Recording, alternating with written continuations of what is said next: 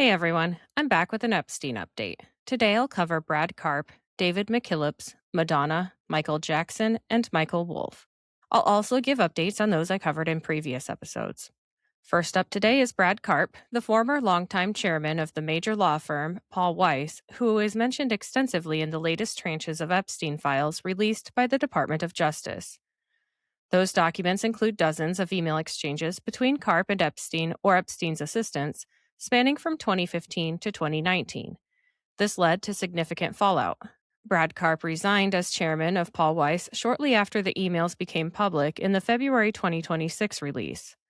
Karp's interactions primarily stemmed from his representation of billionaire Leon Black, the former CEO of Apollo Global Management, who paid Epstein around $158 million for financial and tax advice over the years. Karp was involved in negotiating fee disputes and other matters between Black and Epstein, often post Epstein's 2008 conviction for soliciting prostitution from a minor. The firm has emphasized that Paul Weiss was adverse to Epstein and never represented him directly. Karp attended at least two group dinners at Epstein's Manhattan townhouse. In a July 22, 2015 email, he thanked Epstein for hosting an evening he described as once in a lifetime and one he'd never forget, adding, "You're amazing." Emails from 2015 show Karp and Epstein coordinating on a woman referred to as Gigi, likely Giselle Geneva, who later accused Black of sexual abuse and harassment. They discussed surveilling her via private investigators, sharing details like license plate numbers, locations, and an audio recording from a meeting. They explored using law enforcement to pursue charges, deportation, or jail time over alleged extortion and shakedown attempts, but efforts were unsuccessful. Epstein responded warmly, offering more invites and connecting Karp to figures like Larry Summers, describing him as funny and warm. In 2016, Karp asked Epstein for help getting his son, David Karp, then a Cornell undergraduate and aspiring filmmaker, a job or role on a Woody Allen film production. Epstein facilitated connections, including screenings and meetings. Side note, David had some independent contact with Epstein earlier, according to emails. Other emails include discussions related to Epstein's legal matters, including plea deal aspects, and other personal and/or business topics, and Epstein attempted to help Karp gain admission to Augusta National Golf Club, with involvement from Steve Bannon mentioned in one exchange. Some emails suggest Karp shared strictly confidential information or reviewed defense letters for Epstein. Karp has stated his interactions were limited to representing Black in fee disputes and related matters, expressing regret over any social elements. Paul Weiss reiterated he never witnessed or participated in misconduct. The revelations triggered significant consequences. On February 4th or 5th, Karp resigned as chairman of Paul Weiss after over 40 years at the firm and being chairman since 2008. He cited the distraction from reporting and focus on him not being in the firm's best interest. He remains a partner and attorney there, but internal firm dynamics reportedly shifted. Senior partners grew concerned the relationship appeared deeper than previously understood. Karp canceled speaking engagements and faced reputational damage, though some analyses describe it as a soft landing. No charges have been filed against Karp related to Epstein's crimes, and he is not accused of direct involvement, nor does he appear in flight logs, Epstein's Black Book, victim statements, or as a co-conspirator in core documents. His name appears in the files due to emails and professional overlap, and there is no evidence Karp knew of or enabled Epstein's criminal activities beyond post-2008 professional dealings. Next up is David McKillips, the former CEO of CEC Entertainment, the parent company of the family entertainment chain Chuck E. Cheese. McKillips is mentioned in the files, but the reference is extremely limited and appears innocuous based on available details.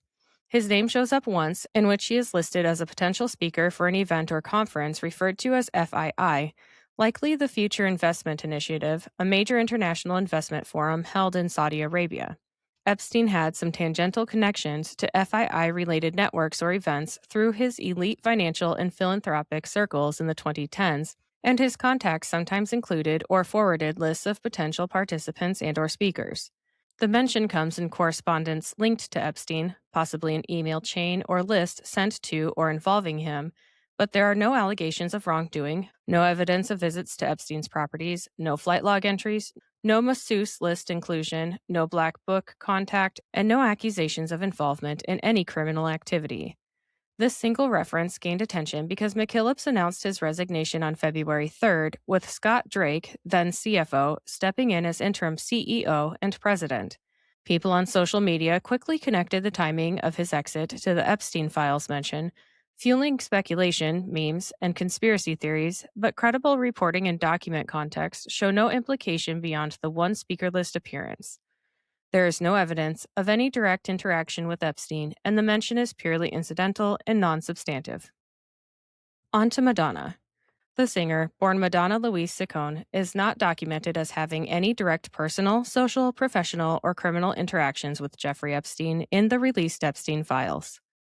There is no evidence in the DOJ releases that she ever met him, flew on his plane, visited his properties, communicated with him, or was involved in his network or crimes. Madonna appears on the DOJ's list of prominent names, but only incidentally, similar to deceased figures like Elvis Presley, Marilyn Monroe, Janis Joplin, or Kurt Cobain. This inclusion has sparked backlash for being overly inclusive by including names from news clippings, unrelated mentions, or no evidence contexts, not implying any real connection or wrongdoing. Some viral social media posts falsely claimed Madonna had dinner with Epstein in 2016 or was on the list with deeper implications, but these are unsubstantiated, often based on misreadings of the broad DOJ list, recycled misinformation, or conflation with other celebrities. The one real reference is in an email where Epstein derogatorily called Madonna cattle after seeing her on Larry King discussing Kabbalah. This reflects Epstein's views, not any interaction with her. Moving on to the late pop icon Michael Jackson. Like Madonna, Jackson is not documented as having any personal, social, professional, or criminal interactions with Jeffrey Epstein in the released Epstein files. There is no evidence in the DOJ releases that Jackson ever flew on Epstein's plane, visited his properties, communicated directly with him, or was involved in his network or crimes. The files include a few images featuring Jackson, with one photo showing Jackson posing with Epstein next to a large painting, and the location and date of the photo is unclear. Another shows Jackson with former President Bill Clinton and singer Diana Ross from a fundraising event unrelated to Epstein personally.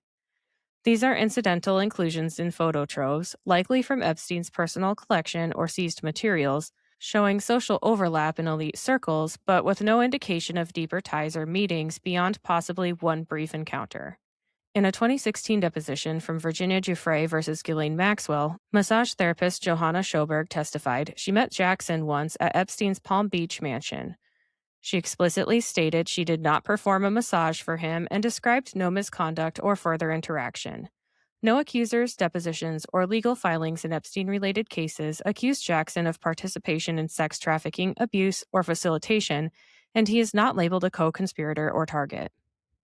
Last for today is Michael Wolff, the journalist and author best known for books like Fire and Fury, chronicling Donald Trump's presidency.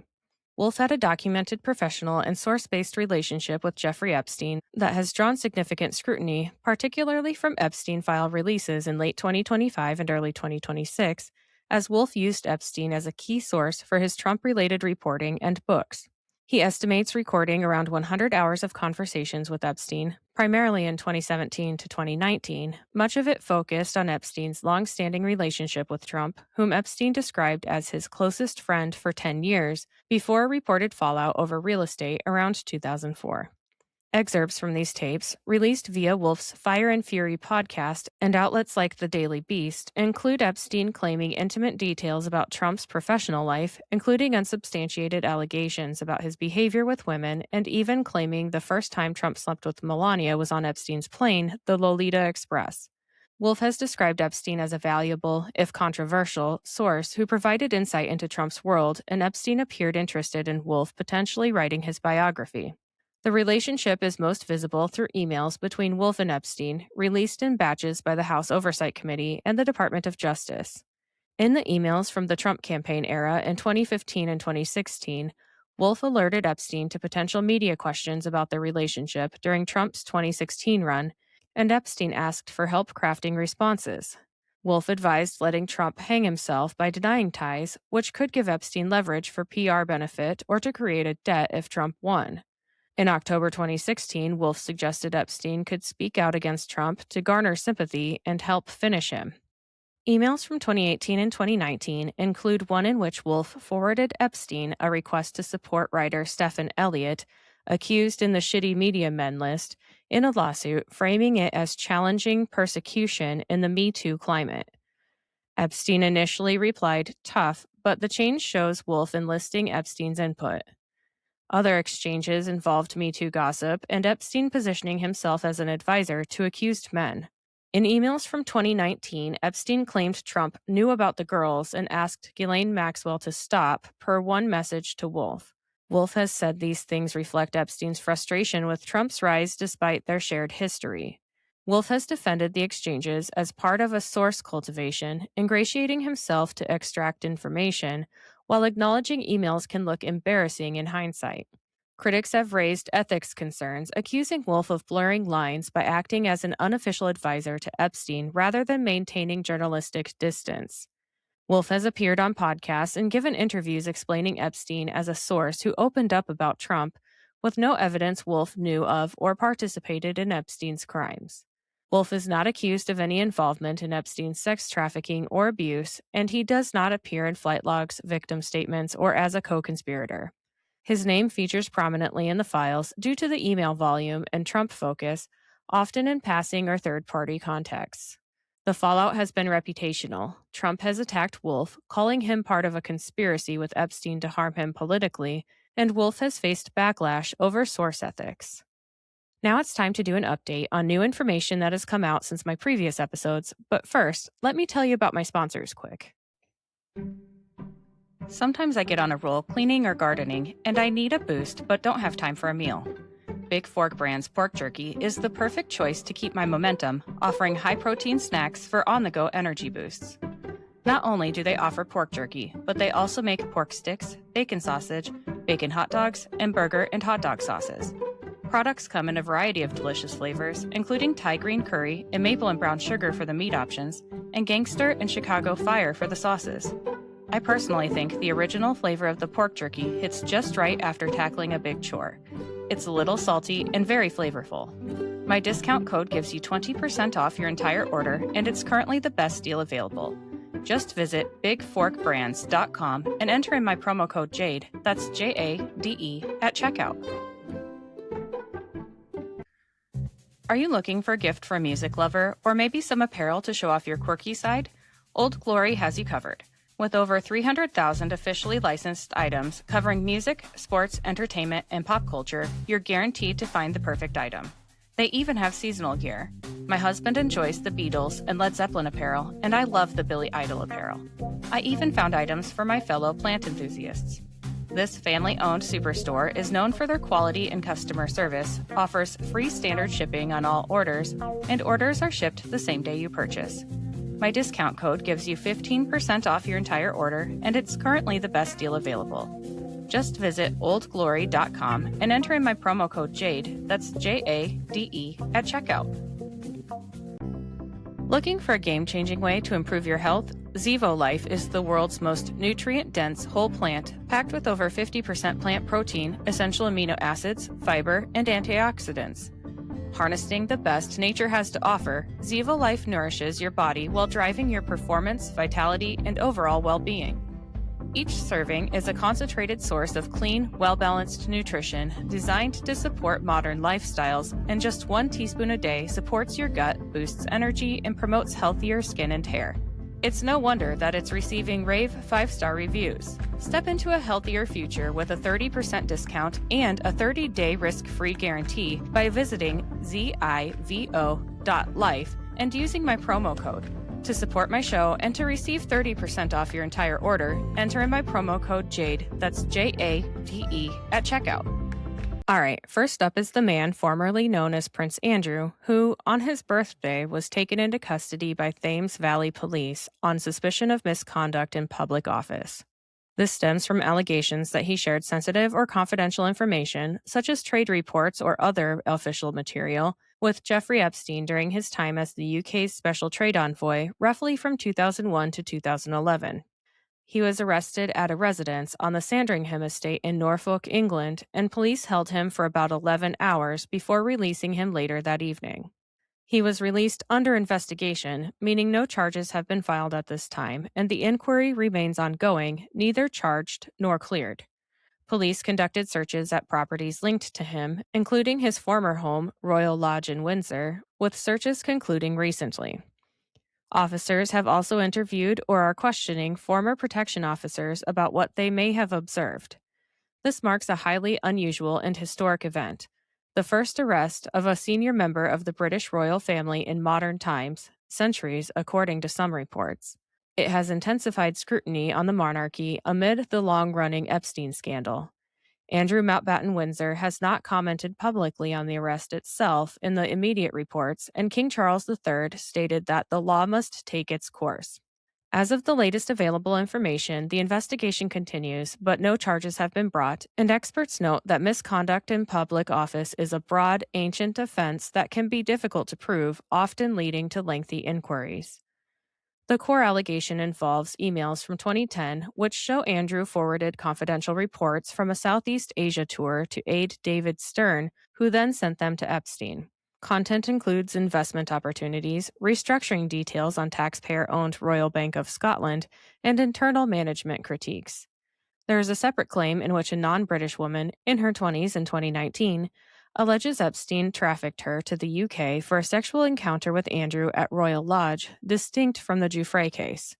An anti-monarchy group Republic filed a formal report prompting an assessment, and police are in discussions with Crown Prosecution Service specialists. The National Police Chiefs Council confirmed a multi-force task force is reviewing Epstein file impacts. If found guilty, Andrew could face life in prison. As for Andrew's ex-wife, Sarah Ferguson, 6 companies where Ferguson was the sole director have filed applications to be dissolved or wound down with Companies House, the UK's official business registry. None appear to have been highly active or commercially prominent, but the timing is widely linked in reporting to renewed embarrassment and reputational damage from the Epstein revelations.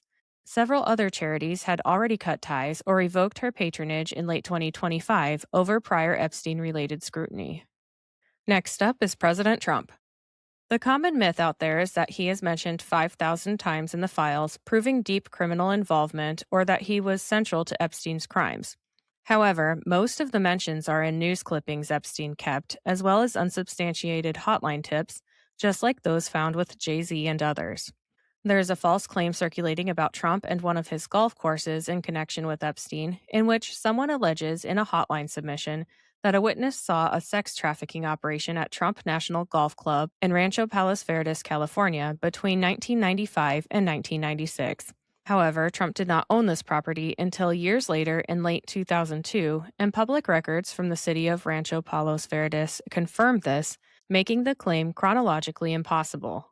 The DOJ explicitly warned that the files include fake or falsely submitted images, documents, and videos, and untrue and sensationalist claims, particularly those from politically charged periods. No victim has publicly accused Trump of involvement at the golf course or anywhere in connection with Epstein's crimes. Virginia Giuffre and other known survivors have not made such claims. The allegation is anonymous and uncorroborated in the files, fitting the pattern of dismissed tips. On to Les Wexner. The DOJ unredacted portions of a 2019 FBI memo and related investigative documents that had previously blacked out certain names. Wexner was explicitly identified as an alleged co-conspirator in Epstein's activities, and this label appeared in FBI emails and memos from shortly after Epstein's 2019 arrest, discussing potential grand jury summonses for co-conspirators. U.S. Representatives Ro Khanna and Thomas Massie reviewed unredacted files and publicly named Wexner, along with 5 others, on the House floor, highlighting the redaction issue. This has reignited media coverage, with outlets like The Guardian, Forbes, NewsNation, and local Ohio sources reporting on it extensively. The U.S. House Oversight and Government Reform Committee subpoenaed Wexner back in January for questioning about his ties to Epstein. The deposition was originally set for Washington, D.C., but moved to New Albany, Ohio, near Wexner's home, and it took place on February 18th in a closed-door session. Committee members, including Representative Robert Garcia, focused on Wexner's knowledge of Epstein's crimes, the extent of their financial and personal relationship, and any potential role in facilitating Epstein's network. Wexner, now 88, has not been charged with any crime, and his team reiterated that in 2019, prosecutors confirmed he was neither a target nor a co-conspirator. No public transcript has been released yet, but the event drew significant attention, with some Ohio lawmakers pledging to donate prior campaign contributions from Wexner to charity amid the scrutiny. There have been calls to remove Wexner's name from institutions like the Ohio State University Wexner Medical Center due to the association, but no new criminal charges against Wexner have emerged. He continues to maintain he was deceived by Epstein, cut ties in 2007, and cooperated with authorities. Now I have a few false claims to address before wrapping this episode up. The first false claim is that Elon Musk begged to visit Epstein's island or was deeply involved, and emails show Musk inquiring about parties and/or visits and coordinating potential dates, but he denies ever going to the island or accepting invites. No evidence places him there or in crimes. Epstein pursued access via Kimball Musk, but overtures appear unrequited.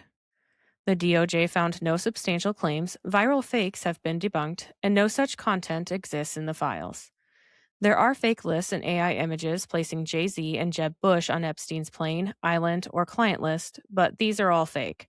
There's a viral photo purporting to show Lady Gaga consuming human flesh with Epstein or at his island that has spread widely, but it's false. It's actually an old image from a 2013 New York performance art event with Marina Abramovic, a charity art piece involving a fake human flesh prop. Fact checks confirm it's unrelated to Epstein. The Pizzagate revival is the biggest resurgence. The file's 900-plus pizza mentions have fueled claims that pizza is code for abuse, linking back to John Podesta's 2016 hacked emails and Comet ping-pong theories. Outlets like Vanity Fair, Wikipedia Updates, First Post, Times Now, and NewsGuard report this as baseless, debunked since 2016 with no evidence in files or elsewhere. That's all for now. Future episodes will cover British politician Peter Mandelson, New York Giants co-owner Steve Tisch, filmmaker Woody Allen, Rihanna, Obama, Tom Hanks, former U.S. Attorney William Barr, Stacey Plaskett, Mick Jagger, Brett Ratner, Sultan Ahmed bin Sulayem, Harvey Weinstein, Peter Thiel, Jake Lang, Whoopi Goldberg, Sylvia Gearson, Stephen Hawking, Thorban Jagland, Reid Hoffman, Catherine Rumler, Alexander Acosta, Gloria Allred, Julian Assange, Vincent Babino, and Xavier Becerra. Of course, just because I've listed these people does not mean I'm accusing them of wrongdoing. If I've left a name off of this list that you think should be covered, please let me know in the comments wherever you follow me. Have a great day.